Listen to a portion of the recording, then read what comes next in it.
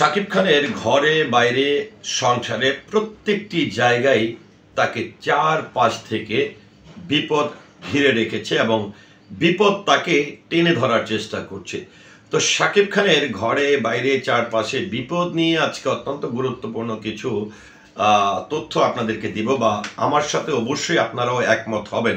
তো একটি বিষয় হচ্ছে যে শাকিব খান আসলে এমন বিপদে আছে যে বিপদ থেকে কোনোভাবেই তিনি কাটিয়ে উঠতে পারছেন না। আসলে শাকিব খান কি করবেন, তারপরে এত বিপদের মধ্যেও কিন্তু এই বাংলা চলচ্চিত্রের বর্তমান সময়ের সুপারস্টার তিনি কিন্তু নিরিবিলি থেকে নীরব থেকে কাজ করে যাচ্ছেন, একের পর এক ভালো চলচ্চিত্র এবং দর্শকদেরকে হলমুখী করতে সক্ষম হচ্ছেন।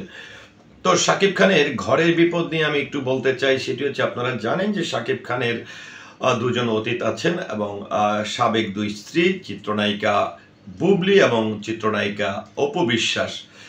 তারা এক এক সময় এক এক কর্মকাণ্ড নিয়ে লেগেই আছে। শাকিব খানকে সামনে রেখে সাংঘর্ষিক পরিস্থিতিও কিন্তু তারা তৈরি করছেন, এবং কার সঙ্গে শাকিব খানের সম্পর্ক আছে, কার সঙ্গে শাকিব খানের দেখা হচ্ছে, শাকিব খান আসলে কার সঙ্গে এখনো জড়িয়ে আছে, এই বিষয়টিকে ফোকাস আনার জন্য, বোঝানোর জন্য দুজনই কিন্তু খুব উদ্গ্রীব হয়ে থাকেন। এবং আমরা দেখি যে জয়ের যখন জন্মদিন থাকে তখন জয়ের সঙ্গে বাবার অর্থাৎ শাকিব খানের ছবি দিয়ে চিত্রনায়িকা অপু বিশ্বাস পোস্ট করছে। আবার অন্যদিকে যখন বীরের জন্মদিন থাকে বা বিশেষ কোনো মুহূর্তে বাবার সঙ্গে থাকে, সেটি আবার চিত্রনায়িকা বুবলি সেটিকে ফোকাস আনার চেষ্টা করছে, দর্শকদেরকে বোঝানোর চেষ্টা করছে যে শাকিব খানের সঙ্গে আমার সম্পর্ক অনেক ভালো। আবার অন্যদিকে দেখা গেছে যে একসময় চিত্রনায়িকা অপু বিশ্বাসকে খোঁচা দিচ্ছেন ফেসবুক স্ট্যাটাসের মাধ্যমে, সামাজিক যোগাযোগের মাধ্যমে বুবলি ম্যাডাম, আবার বুবলি ম্যাডামকে খোঁচা দিচ্ছেন চিত্রনায়িকা অপু বিশ্বাস।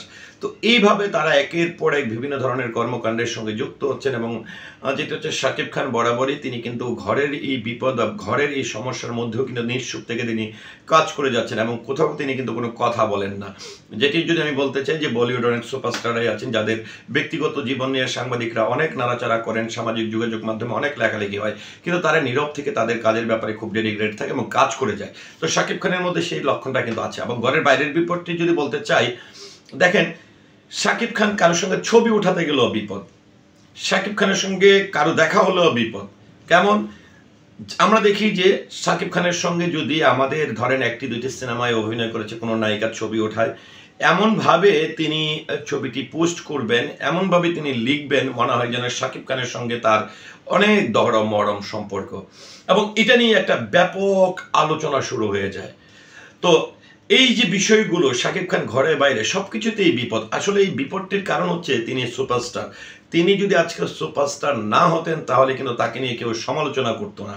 তিনি যদি সুপারস্টার না হতেন তাহলে তাকে টেনে ধরে পিছনের দিকে নেওয়ার চেষ্টা কেউ করতেন না। তিনি যদি সুপারস্টার না হতেন তাহলে তার সঙ্গে অভিনয় করার স্বপ্ন কেউ দেখতেন না, তার সঙ্গে ছবি তুলে সেলফি তুলে কেউ ফেসবুকে পোস্ট করে তার সঙ্গে ঘনিষ্ঠ সম্পর্কের দাবিও করতেন না।